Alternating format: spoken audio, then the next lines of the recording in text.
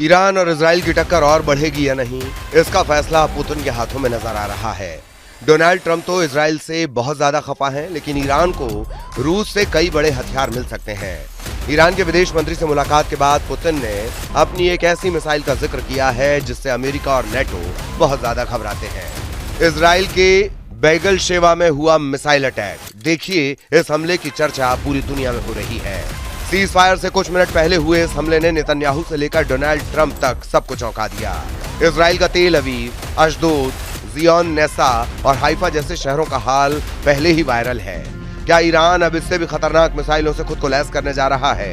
ये कयास इसलिए क्योंकि ईरान के विदेश मंत्री से मिलने के बाद पुतिन ने एक मिसाइल का नाम लिया है जिसका खौफ नेटो और अमेरिका में पहले से फैला हुआ है। इसीलिए ईरान और इजराइल के बीच सीज फायर की सबसे बड़ी वजह पुतिन और उनकी ऑरेशनिक मिसाइल को बताया जा रहा है। क्या सीज फायर के बाद भी युद्ध तेज हुआ तो ईरान रूस की ऑरेशनिक मिसाइल से हमला करने को तैयार हो रहा है? पुतिन से भी ज्यादा अब ऑरेशनिक मिसाइल का डंका बज रहा है। ईरान के विदेश मंत्री के साथ पुतिन की मीटिंग ने ऑरेशनिक वाला अलार्म बजा दिया है। क्या ऑरेशनिक का खौफ अब पश्चिम एशिया में सबसे बड़े युद्ध की शुरुआत करने वाला है? उधर राष्ट्रपति व्लादिमीर पुतिन का दावा है कि रूस की नई मध्यम दूरी की मिसाइल ऑरेशनिक का बड़े पैमाने पर उत्पादन जारी है। इस मिसाइल ने युद्ध में खुद को साबित किया है। वहीं नौसेना को नए जंगी जहाज और पनडुब्बियां मिलेंगी जिसमें बहुत ही सटीक हमला करने वाले हथियार होंगे। पुतिन ने तेल अवीव पर हुए ईरान के मिसाइल अटैक देखे हैं। पुतिन जानते हैं कि ईरान अब तक इस युद्ध में करीब 600 मिसाइल दाग चुका है। तेल अवीव, हाइफा, बैगल शेवा में हुए धमाकों को देखने के बाद आखिर पुतिन ने ऑरेशनिक मिसाइल का जिक्र क्यों किया? पुतिन का सिग्नल सवाल उठा रहा है कि क्या रूस अब ईरान को अपनी ऑरेशनिक मिसाइल देने वाला है? क्या ईरान की एरोस्पेस फोर्स अब पुतिन की ऑरेशनिक को लॉन्च करने की तैयारी कर रही है? ये मिसाइल जहां वार करती है उस जगह को 4000 डिग्री सेल्सियस में जला डालती है।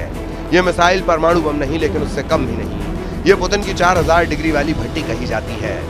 सीज फायर टूटने का मतलब है ईरान और इजराइल का युद्ध तेज होगा और फिर सबसे खतरनाक हथियार एक दूसरे पर दागे जाएंगे। ऑरेशनिक का इस्तेमाल पुतिन यूक्रेन पर कर चुके हैं और इसका वॉरहेड जहां गिरता है वहां कुछ बाकी नहीं रहता। ऑरेशनिक एक हाइपरसोनिक मिसाइल है।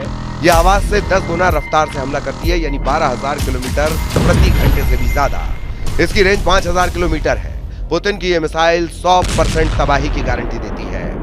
पुतिन ने दावा किया है कि अब ऑरेशनिक मिसाइल का उत्पादन बहुत तेजी से किया जा रहा है। ईरान को भी ये बात बताई गई है। इसीलिए जब डोनाल्ड ट्रंप इस युद्ध में सबसे आगे बढ़ चढ़कर बोल रहे हैं और सीज फायर कराने का दावा कर रहे हैं, तब ईरान और इजराइल के बीच युद्ध और तेज होता नजर आ रहा है। एक तरफ तेल अवीव, दूसरी तरफ तेहरान। दुनिया ने 2 राजधानियों को दहलते हुए देखा है। एक तरफ ईरान के हमले और दूसरी तरफ इजराइल के अटैक। सीज फायर क्या डबल फायर में बदलने वाला है? इजराइल में कहां धमाका होगा? कौन सी मिसाइल गिरने वाली है?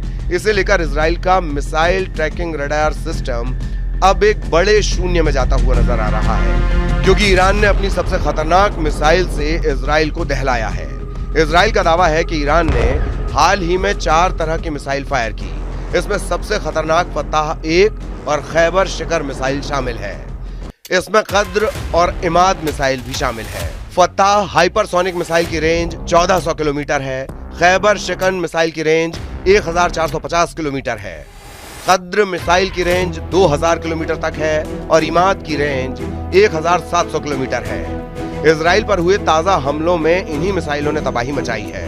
तेल अवीव से लेकर हाइफा और अशदोद से लेकर बीर शीबा और शेफाल जैसे छोटे शहरों पर अटैक तेज हो चुके हैं। इसमें कोई शक नहीं है कि ईरान में सर्वोच्च नेता अली खामेनी और राष्ट्रपति पेजेश्कियान की सरकार इजराइल और अमेरिका के टारगेट पर रही है और अब भी है। ट्रंप सोशल मीडिया पर पोस्ट कर चुके हैं कि अगर ईरान की मौजूदा सरकार मेक ईरान ग्रेट अगेन नहीं कर सकती तो उसे क्यों नहीं बदल जाना चाहिए। मतलब साफ है कि डोनाल्ड ट्रंप ने चुनाव जीतने के लिए अमेरिका में मांगा फार्मूला अपनाया है और अब वो ईरान में मीगा फार्मूला लागू करना चाहते हैं। लेकिन क्या इतना आसान है? नेतन्याहू के साथ मिलकर ट्रंप ने बेशक ईरान के परमाणु अड्डों पर दुनिया के सबसे खतरनाक बम की बारिश की हो, लेकिन ईरान भी बराबर इजराइल को चैलेंज दे रहा है। इजराइल में ईरान की मिसाइल ऐसे गिरी है जैसे आसमान से बिजली गिरती है। कोई नहीं जानता कि ईरान की बैलिस्टिक मिसाइल कहां गिरेगी और इस बात को इजराइल की सेना भी मान चुकी है। इजराइल की सेना ने कहा है कि हाइफा पर मिसाइल अटैक के दौरान सायरन इसलिए नहीं बजा क्योंकि उसके डिफेंस सिस्टम में तकनीकी दिक्कत थी, बल्कि उनका सिस्टम ईरान की मिसाइल का पता लगाने में नाकाम रहा। मतलब साफ है कि इजराइल का मिसाइल डिफेंस सिस्टम अब ईरान की मिसाइलों को रोकने में फेल साबित हो रहा है। इजराइल और ईरान के युद्ध में सीज फायर नहीं बल्कि डबल फायर के खतरे ने यूरोप को भी डबल टेंशन दे दी है। फ्रांस ने इजराइल से अपने नागरिकों को निकालने के लिए सेना का विमान भेजा। पहले ग्रुप में 160 फ्रांसीसी नागरिकों को वापस पेरिस ले जाया गया। इजराइल में फ्रांस के करीब 2.5 लाख नागरिक रहते हैं, जबकि काउंसलर लिस्ट में 1 लाख फ्रांसीसी नागरिकों के नाम है। जाहिर है कि युद्ध तेज होने का खतरा खत्म नहीं हुआ है बल्कि बढ़ता जा रहा है। रूस के विदेश मंत्री भी मान रहे हैं कि सीज फायर के बाद डबल फायर के हालात बन चुके हैं। रूस के विदेश मंत्री का कहना है कि हम इस समझौते का स्वागत तभी करेंगे जब इस पर अमल होगा। लेकिन इसकी घोषणा के बाद इजराइल और ईरान के बीच हमलों की खबर आने लगी।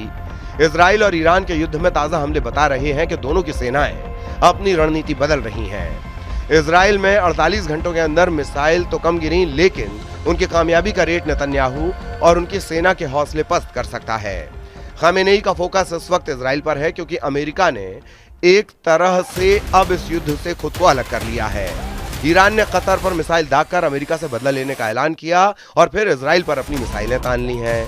अगर ईरान को रूस से ओरेशनिक मिसाइल मिलती है तो ये नेतन्याहू के लिए बहुत बुरी खबर मानी जाएगी, क्योंकि ट्रंप के सख्त शब्द बता रहे हैं कि वो इजराइल के तेवर से खुश नहीं है। सीज फायर से पहले भी और सीज फायर के ऐलान के बाद भी ईरान और इजराइल में तनाव बरकरार है। इजराइल के शहरों पर किसी भी वक्त अटैक का सायरन बजने लग सकता है। हाइफा से लेकर तेल अवीव में ऐसे सायरन साबित करते हैं कि ईरान के मिसाइल हमलों को लेकर इजराइल लगातार एक्टिव है। लोग फौरन करीब के शेल्टर में पनाह लेते हैं। अंडरग्राउंड मेट्रो स्टेशन ऐसी सबसे बड़ी जगह बन चुकी है जहां ज्यादा से ज्यादा लोग फौरन छुपने के लिए पहुंच जाते हैं। इसलिए अगले 24 घंटे ईरान और इजराइल के युद्ध को लेकर बहुत गंभीर होने जा रहे हैं। ईरान और इजराइल दोनों इसकी बार बार गारंटी दे रहे हैं, लेकिन अमेरिका ने इस युद्ध से किनारा कर लिया है, जबकि पुतिन ने ओरेशनिक मिसाइल का जिक्र करके बता दिया है कि ईरान अकेला नहीं है।